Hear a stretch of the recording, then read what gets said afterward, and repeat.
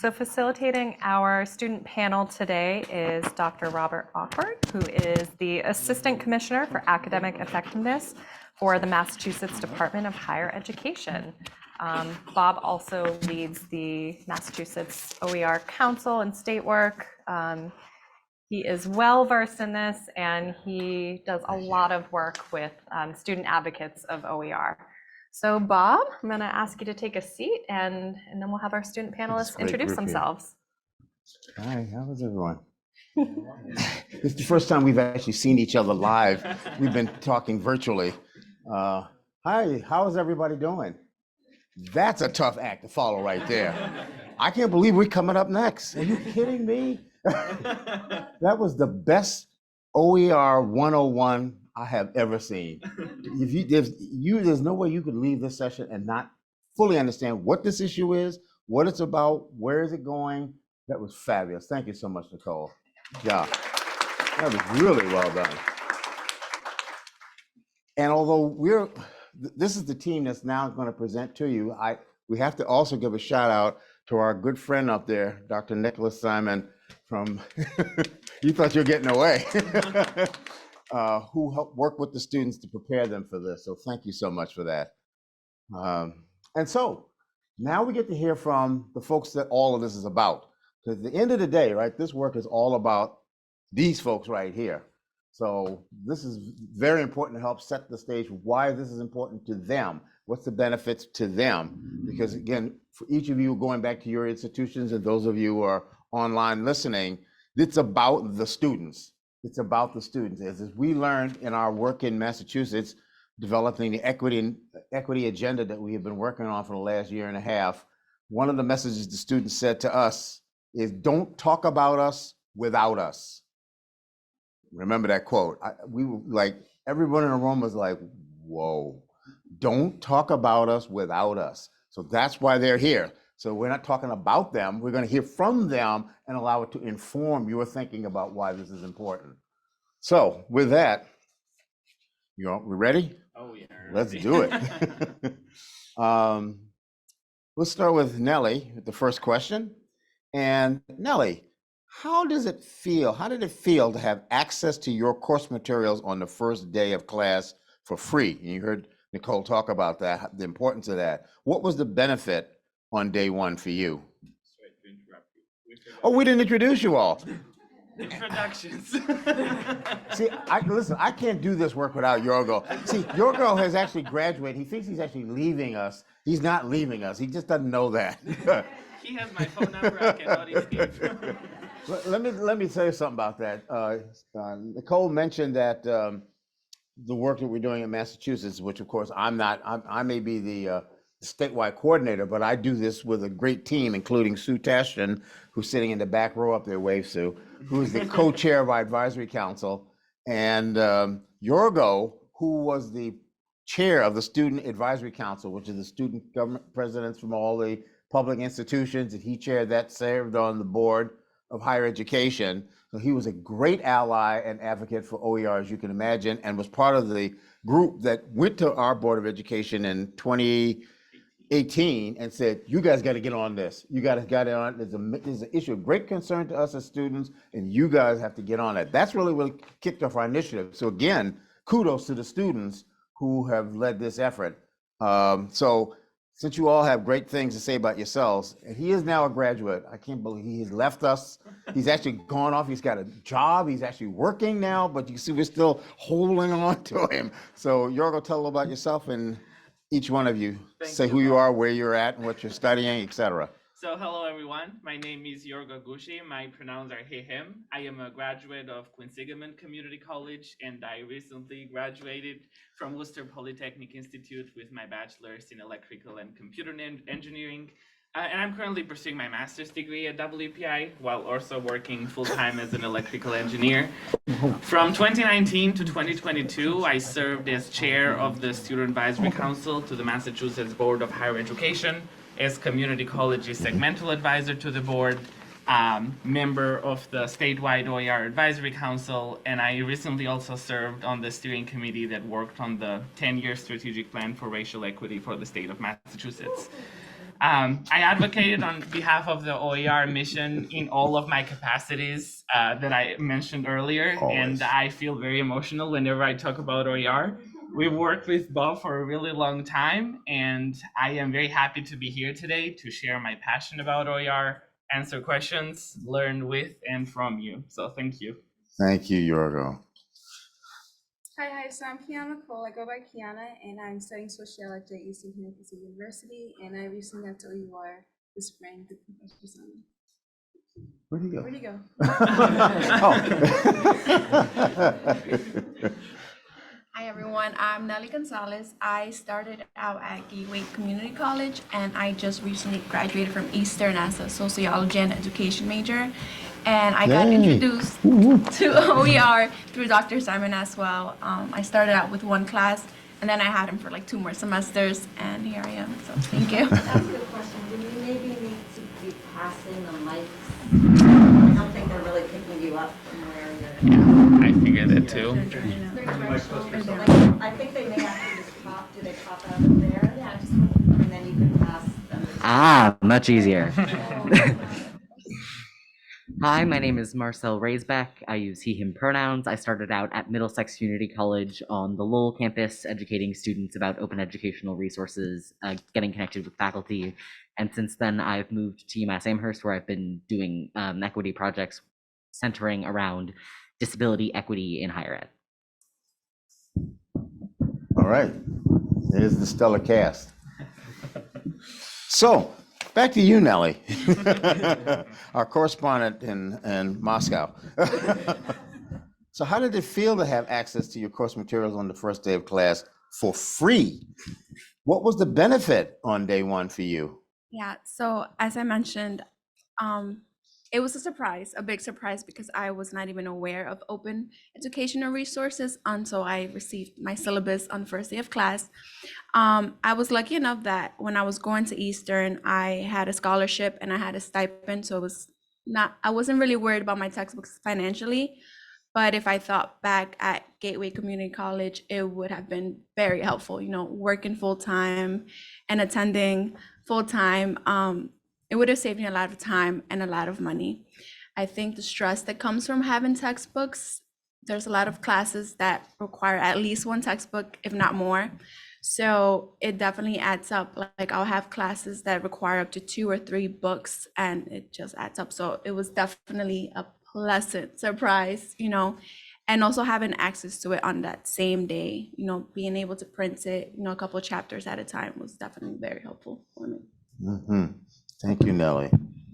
Marcel, aside from costs, which we've heard a lot about, incredible, especially that chart that showed inflation and how the rise of cost of textbooks, which is the third highest behind tuition and room and board, is the third highest cost for students. Aside from costs, what drawbacks have you experienced with traditional textbooks and/or access codes? Thank you, Bob. One of the biggest barriers I've faced with traditional textbooks is accessibility. Because a lot of these traditional materials want to prevent piracy, they'll have anti-piracy programs that prevents different formats for these educational resources. So it can make it impossible to translate resources into another language for second language learners. It can be hard to print them in Braille, to change the font sizes, to use text-to-speech technology, and to do any other essentially accessibility measure to make sure that you can understand the materials with your limitations. A lot of students will either rely on disability services, which can be chronically underfunded depending on where you're talking about, or they just go it alone. Personally, I've gotten to the point where a lot of the courses that I care deeply about, I can't read the textbooks, I can't process it. I will try for hours and hours, I'll hit a wall, I will have migraines that mean that I can barely get myself to walk all the way to the dining hall. So I've had to give up on textbooks for courses that I care deeply about because it was just an inaccessible format and I couldn't change it because of anti-piracy provisions. Even when there are only assigned chapters or modules within a given text, there's always a segment, a passage, something that wasn't relating to what the professor is talking about in class, what we're doing in our tests, what's on the guidance for the materials, because they didn't curate these materials themselves. They didn't customize it at all because they don't have the choice to. So it can be really demoralizing for students. I don't blame professors who use these traditional materials, but I don't think that they understand the impacts, not just for disabled students, for students who grew up in redlined school districts that didn't have a lot of funding to start to learn these processes of how do I unpack technical jargon? How do I read through a complex academic parlance that just means a few simple words? People can lose faith in their professors because they're assigning these materials and then not using them or not using them to the fullest extent. And traditional materials have a bunch of arbitrary hoops to jump through with where you're jumping, where your eyes are moving, that are filtering out students. But what some people fail to understand is that it's not filtering out based on intelligence or how much you care about the course. It's disproportionately filtering out people who were disadvantaged from the start and cutting them out of the educational process. I have never felt stupid reading an open educational resource for a class, but traditional materials have made me feel stupid for being disabled, and it's really disheartening. Excellent. Thank you, Marcel. That's putting the rubber where putting your foot on the rubber, the pedal under the metal, and bringing it home. And that's a great lead-in for you, Yorgo. Talk to us about how has OER affected how students with marginalized identities navigate higher education? Thank you, Bob. So I am always really loud, even without a microphone, so excuse me. Yeah, me too. Thank you for your question. So almost, if I peek into my notes, don't judge me, please. We've been doing conferences virtually for over 3 years, so this feels... So almost everyone is well aware that post-secondary education is becoming a luxury, and the burden of this cost is often felt disproportionately from students that belong to marginalized or underrepresented communities. I say almost everyone to draw the attention of those who do not believe that the textbook prices have far surpassed inflation. For those that believe this statistically proven fact, OER comes as a ray of hope.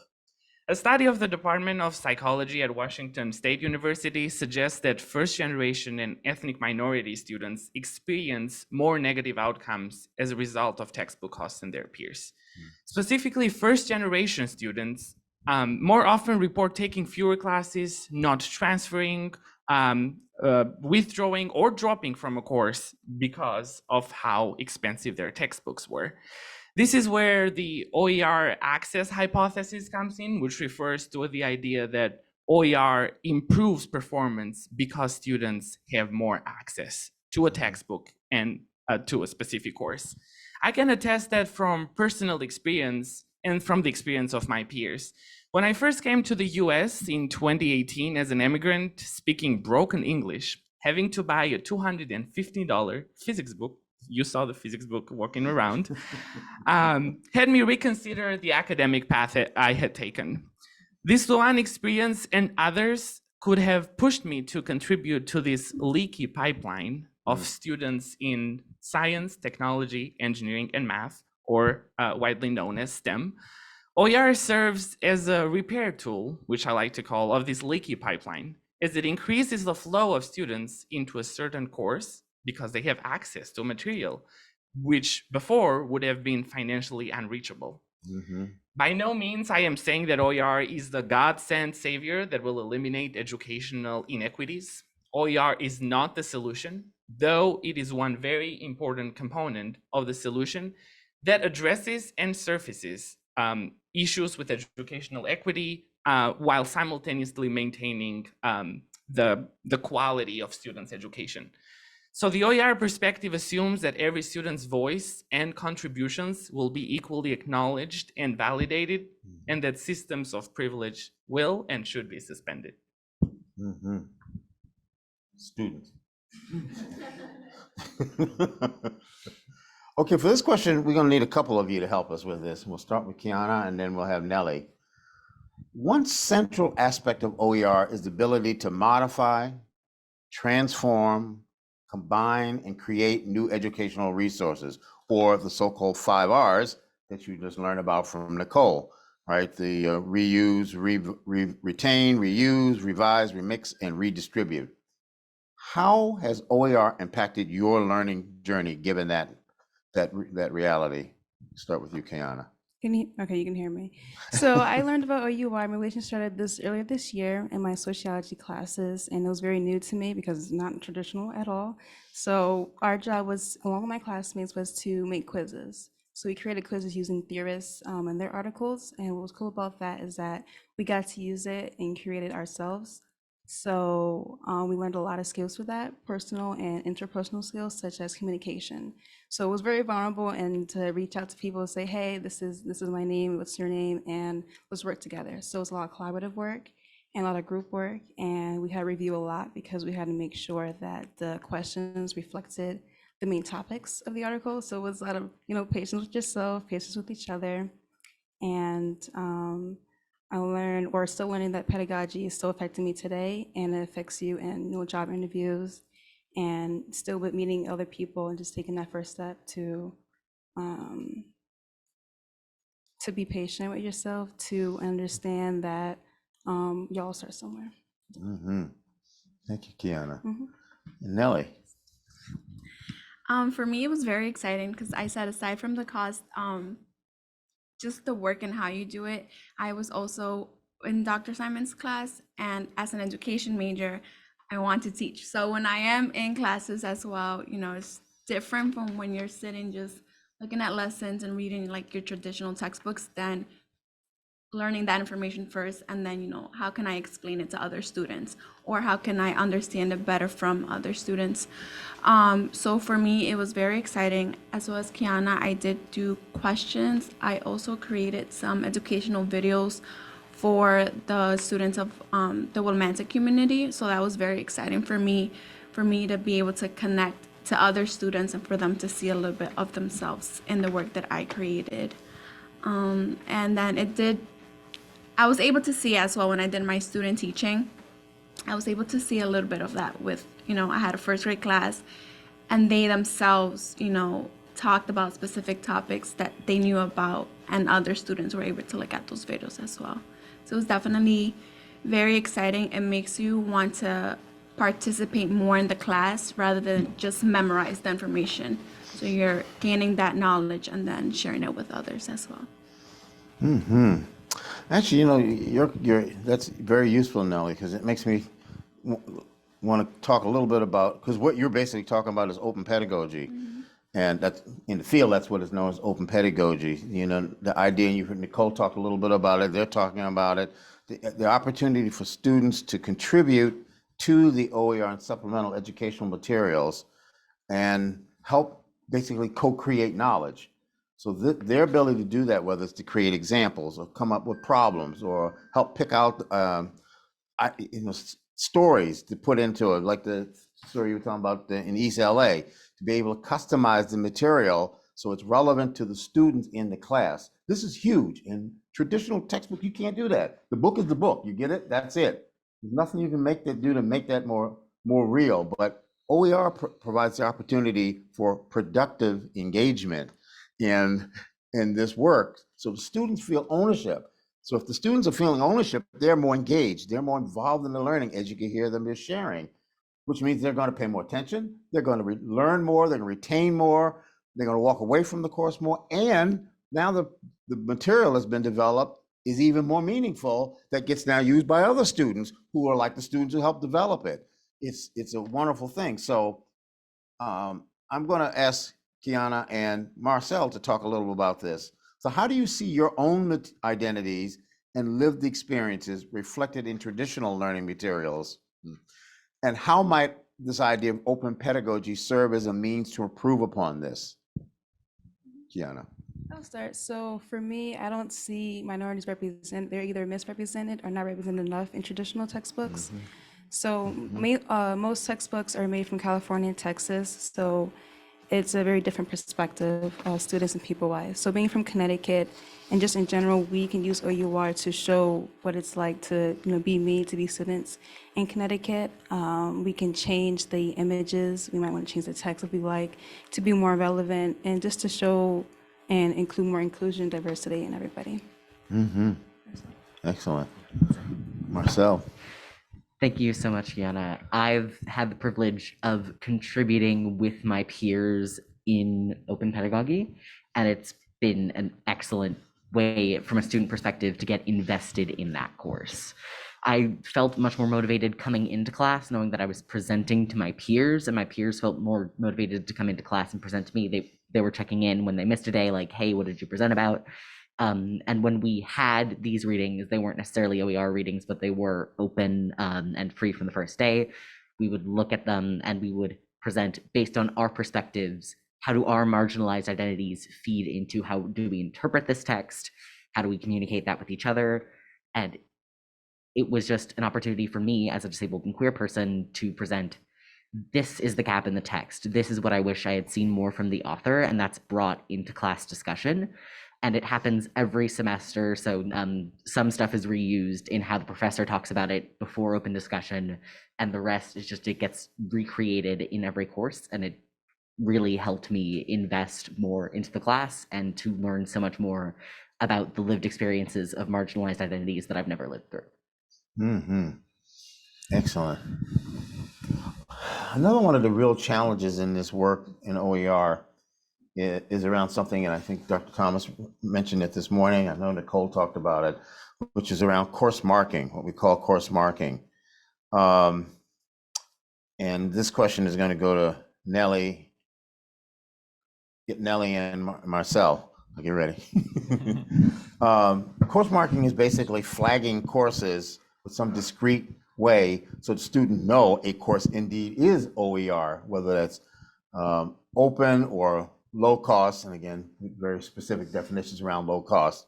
But that's really important, because how else would students know if a course is or is not? That's a challenge. Even in Massachusetts, where we're working on this, we have been working hard at this to enact course marking across our public sector. We probably have, maybe 11 of our 28 undergraduate serving institutions currently have course marking in place. Hopefully in the next year or two, we're going to get maybe up to 20 of them. It's a hard process to get done on campuses to do this work, but it is so essential for the students. So my question for you is it difficult to locate courses that you know are using OER? That is, do you have course marking at your institution? And how have you navigated this, starting with Nellie? Yeah, so as I mentioned, it was a surprise because I didn't know about OER.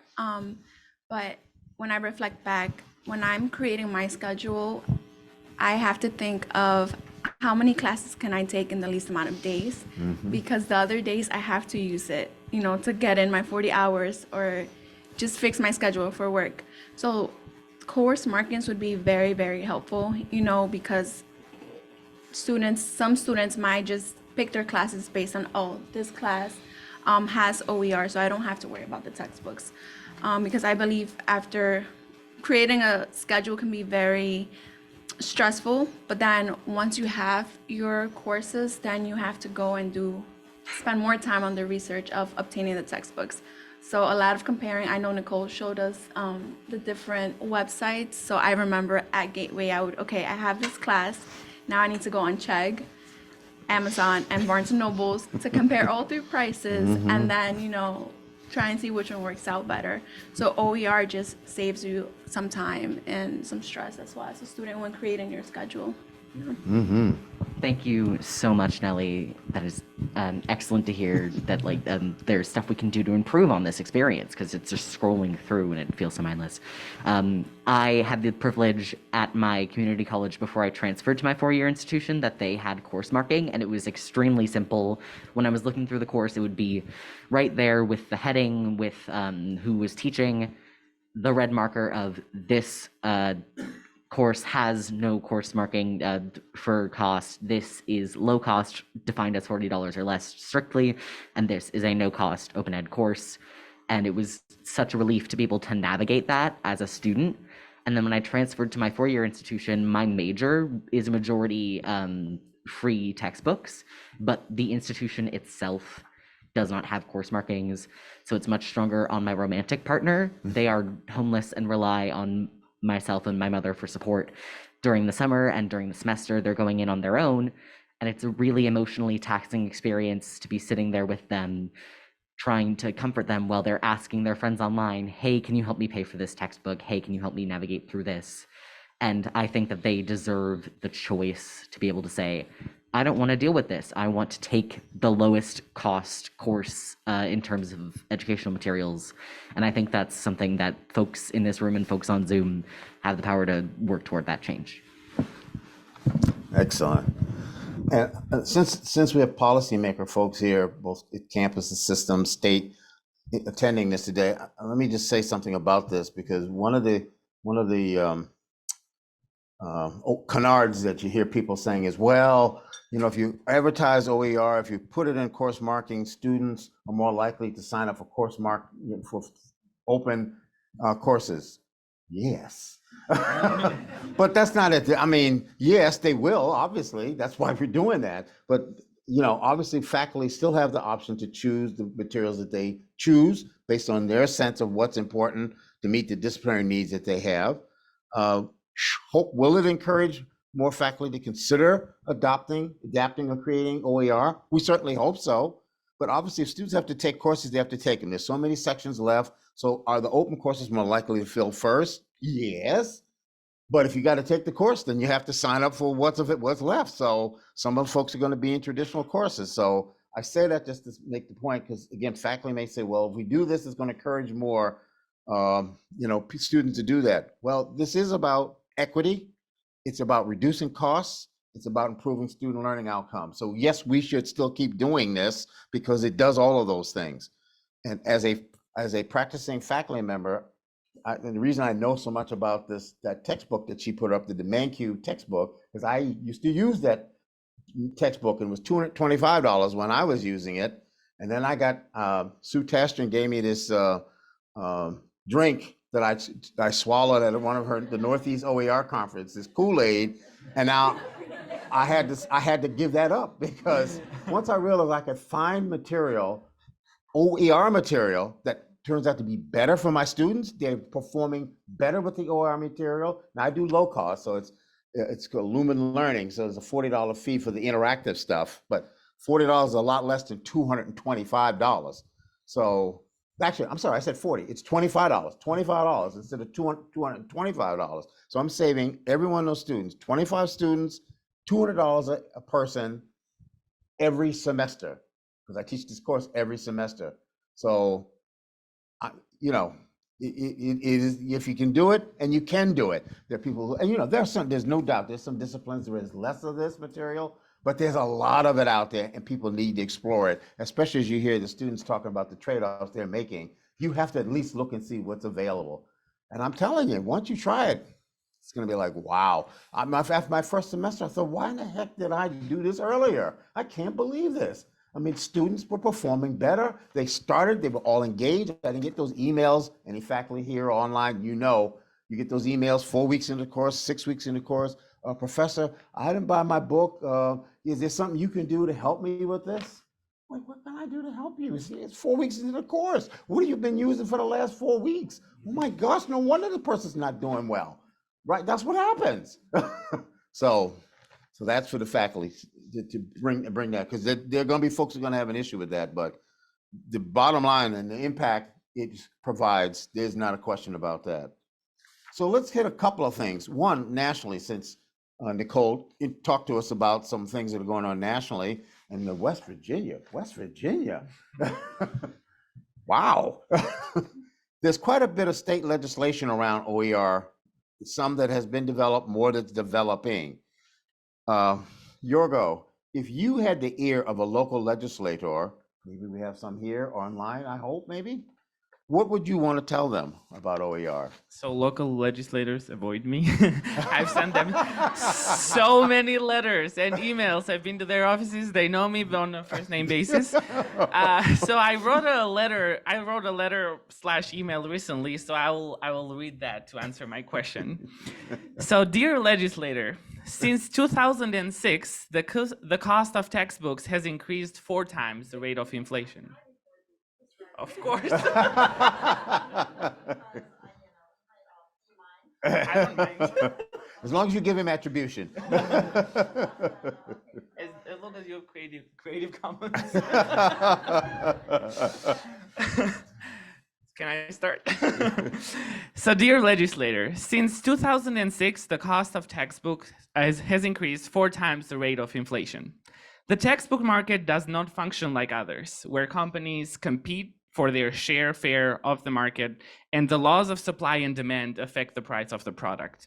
In contrast, students must purchase the materials assigned by a professor who may or may not be considering price among other factors when assigning materials. While students can save money with some types of digital materials and through the used books market, publishers have found ways to keep prices high and diminish the cost of saving impact of these alternatives. Many professors who adopt publisher materials for their courses now require students to purchase more. Massachusetts public higher education students spend an average of $1,200 per year on textbooks, more than the cost of 2 3-credit community college courses. We need to make a change. I am asking you to advocate on our behalf to increase funding on open educational resources for wider implementation. As a representative of my voice in the state legislature, I am asking you to preserve and promote the 3 R's of social justice. First, the redistributive justice, allocation of material or human resources towards those who by circumstance have less. Second, the recognitive justice, recognition and respect for cultural and gender differences. Third, the representational justice, equitable representation and political voice. These 3 R's come together under the OER umbrella to give students the opportunities they need and deserve. Do you think it's easy for me and my peers to have to choose between food, rent, and clothing altogether and the cost of educational materials? The mind over matter idiom does not work in this case. I cannot attend a class with a full backpack but an empty stomach. Be part of the change. List your name under those who gave the most vulnerable students the chance to an affordable and equitable education. Thank you. All right. I got one more. Yes. And our final question is, and we're going to continue with Yorgo on here because we got him rolling now. What advice would you give our audience, both here and virtually, about implementing OER in their institutions? A lot of advice. Here's where the rubber meets the road. So I have no doubt that all of you are here because you care about the future of your students and that you're invested into making their educational experience productive, rewarding, and accessible. In my experience as a student leader and advocate, there are certain levels of implementation whose distinct stakeholders need to be treated differently to achieve OER implementation. So let's start with the faculty. You are the key to successfully implementing OER in your class or institution. Your knowledge, expertise, willingness to help, and passion about your subject and your students are essential to fulfilling OER's mission. Inspire change by crafting your own OER course. Colleagues will follow, as we know innovation is quite luring. Actively engage with your students when working towards implementing OER. We feel the heartbeat of the higher education system. We can tell you what we need to be successful, we can tell you what feels right, and we can help you design a course for the students, by the students.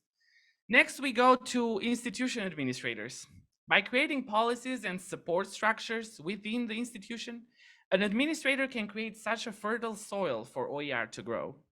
Administrators can find the right avenues to address and amplify the voices of students and faculty in terms of OER advocacy on an institution, but also on a statewide level.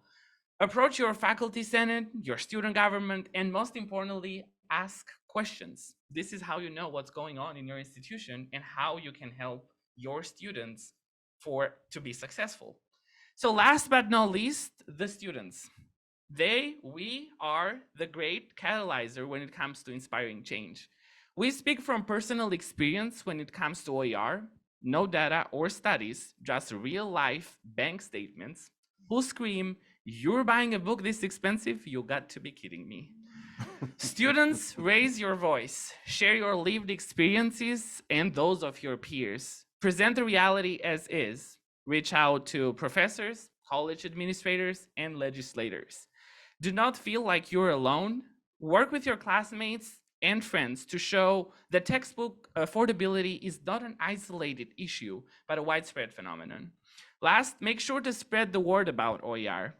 Educate those who do not know about what open educational resources are. But a tip, do not charge them. Share your knowledge in a smart and affordable way, just like OER. Thank you, Yorgo. So, that's what we have, that's what the student panel has for you on this subject of textbook equity. And I guess we have a little bit of time left, a couple of minutes. So if you all have questions for them, please ask. That's why they're here. So ask anything. They'll answer. Oh, good. Sure. Oh, you're gonna. So I'm very energized by all of your thoughts. Thank you so much. If you had the power to invent a completely new university from scratch, and you've all had amazing journeys, I appreciate how much you've shared.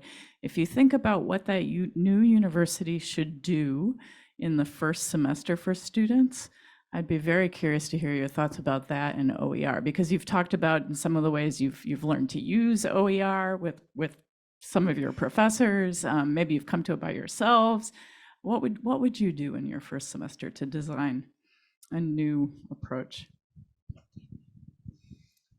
think it's a good question because I'm like, I forgot to say something. So I think for the first semester would be definitely bring awareness of what the university has to offer. So I think like just OER awareness. You know, we want to create resources for students, and then sometimes we complain that students don't use these resources. So we're like, oh, maybe they're not helpful. But if students don't know about these resources that are there to help them, they won't use them. So I think the first semester would definitely, you know, what we require from students, but how are we here to help students as well? So kind of going through everything that students can use as they attend that university. So I would do something really funny. I would invite all legislators, the local ones, to buy a book.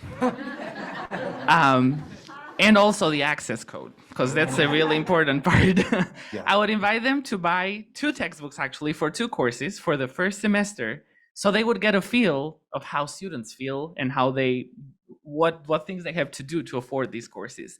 And I would also, on another approach, I would offer all textbook materials free for the first semester to give students a feel of what OER is like.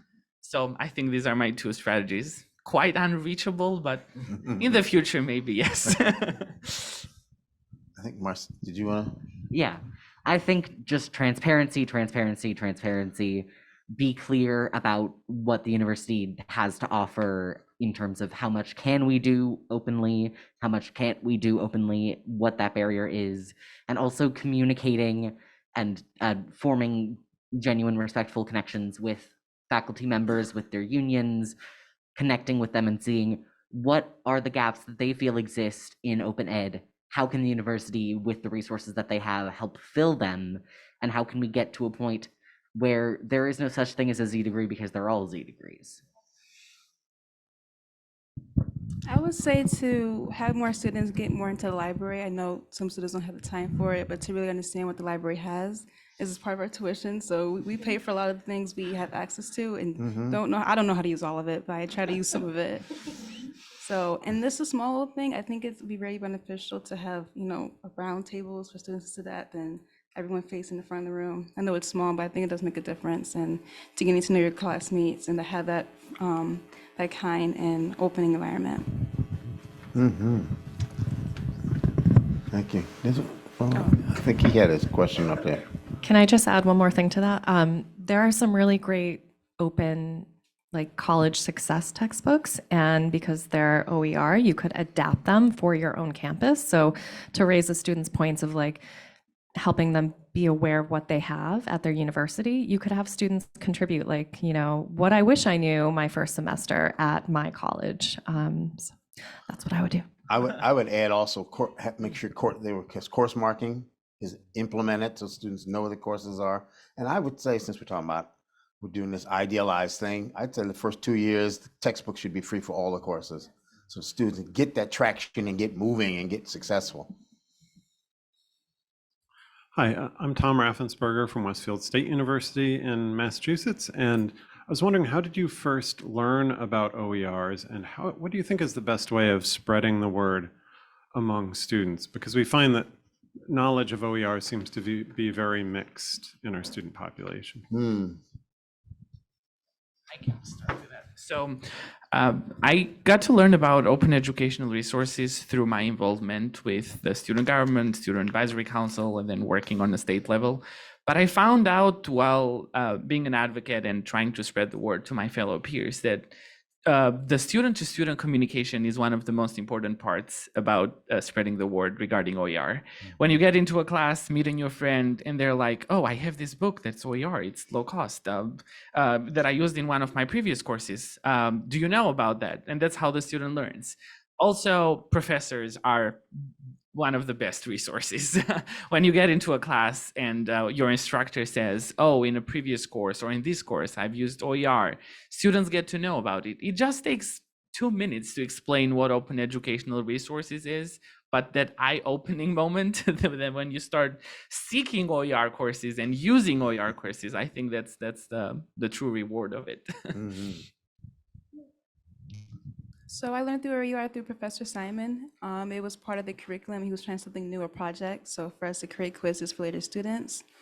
And I'd say also word of mouth into professors because it teaches you a lot of skills you wouldn't learn otherwise. I've learned. So, and it does stay with you and I use every day.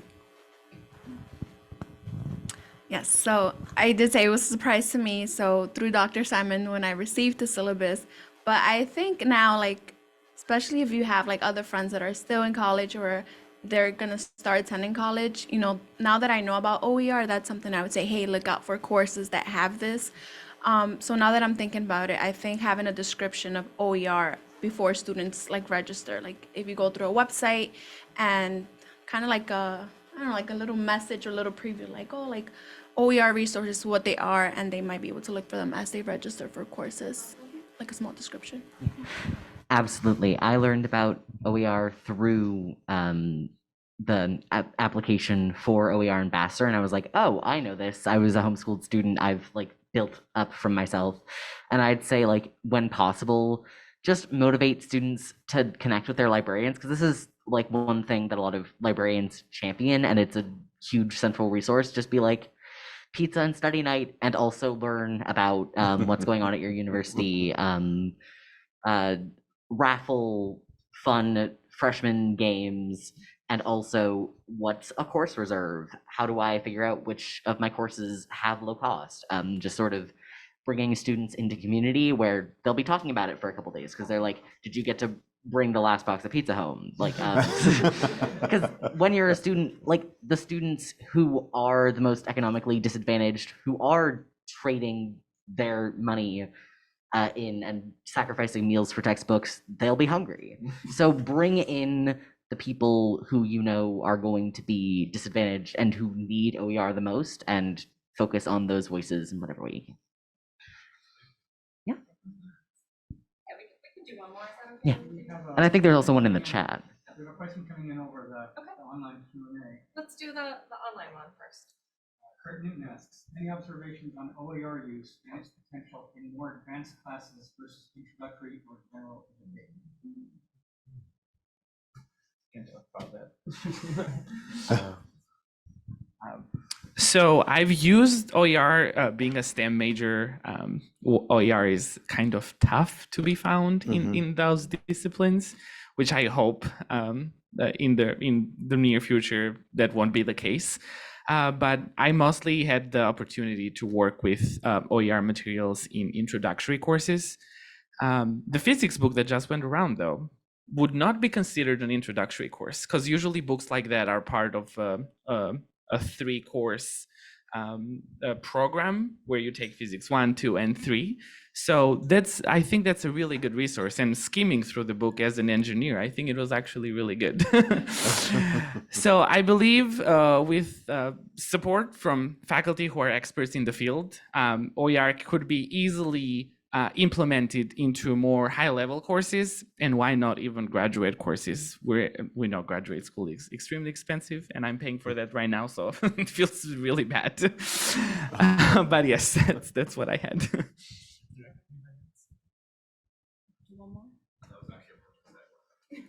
All right, one more from the audience. Your answer was a segue, but we didn't set it up.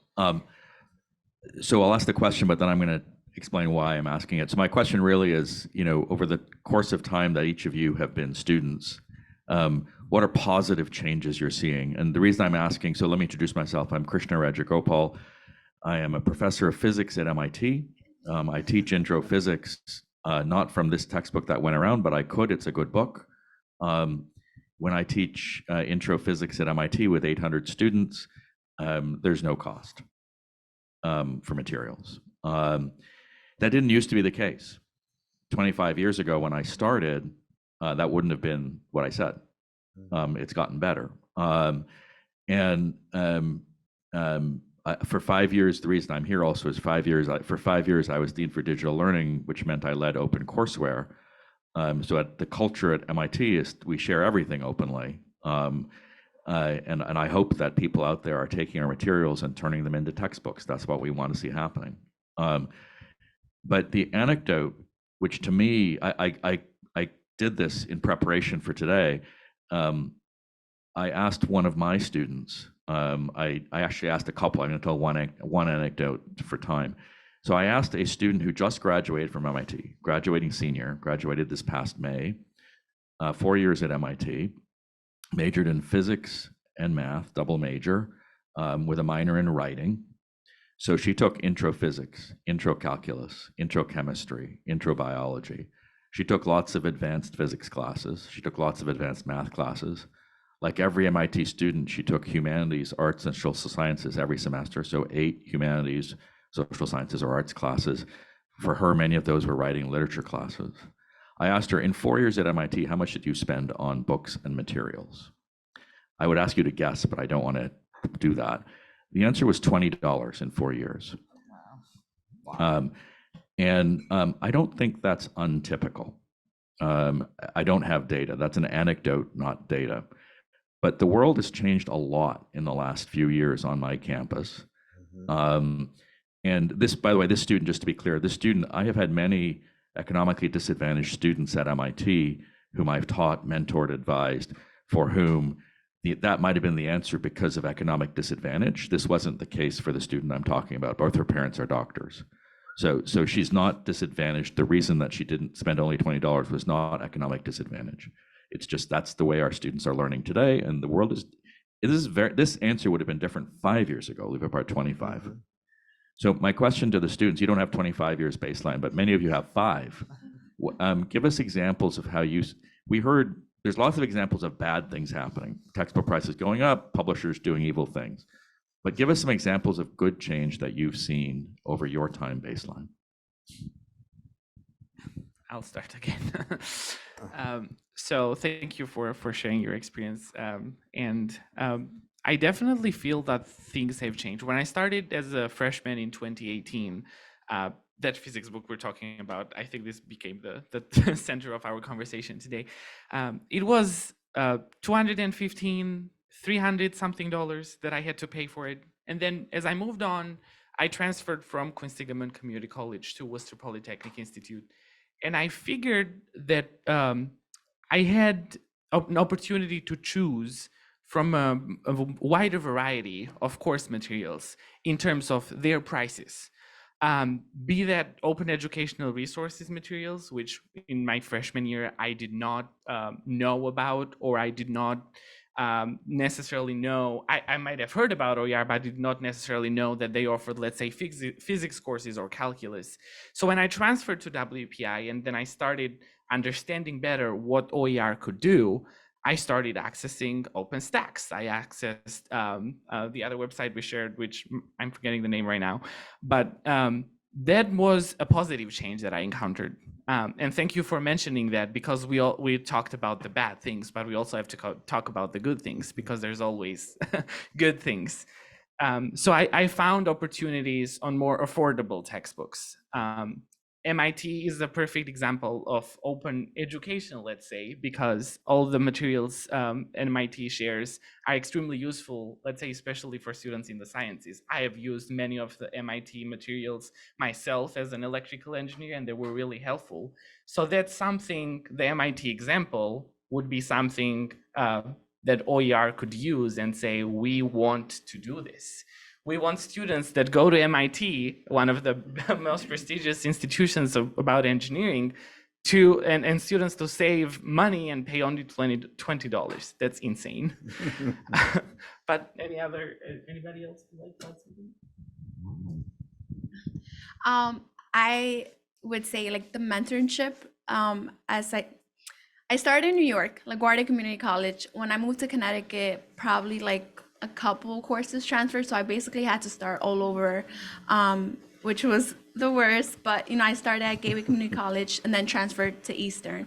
So I would say the positive would be like the mentorship, and then not just access to OER, but also to like workshops. Being able to attend workshops free of cost as a student. Not being like haven't graduated or being a teacher yet. I think that has been very helpful because it gives you a feel of the field that you want to be in. So I think that's something positive for me to be able to be with other teachers as well. Yeah, something small. So I wanted to say that some classes I've been in have designed it where you wouldn't have to have a textbook, or in ways where textbooks were optional, but recommended. That's what's happening on my channel. Yeah. And I Textbooks are on the way out. I agree. Textbooks are on the way out for if the mic didn't catch that. And one positive change I've noticed is we're all here for higher ed, but Spark and Splash programs hosted at MIT and also other higher education universities, where these college students are sharing their knowledge that they've built over time, and they're sort of learning that model. So it's spreading not just the concept of OER specifically, or open pedagogy specifically, but just sort of broadening the definition of what is available information, which is, it's partially the technological revolution of like so much more is online, but also the philosophical shift that has to happen to decide that knowledge isn't a commodity, it's a right. I'll just say we had material from 2,600 classes online on OCW. About 20% of them has to do work. Wow. And we're trying to increase that percentage as we go forward. And we're trying to involve students in taking lecture notes. So you could imagine lecture notes from a course that she taught, you took the notes, and they're on OCW. That's where we're trying. One of the things we're trying to add. That is incredible work. Thank you so much. Wow, that was amazing. I think everyone needs to give them a huge round of applause.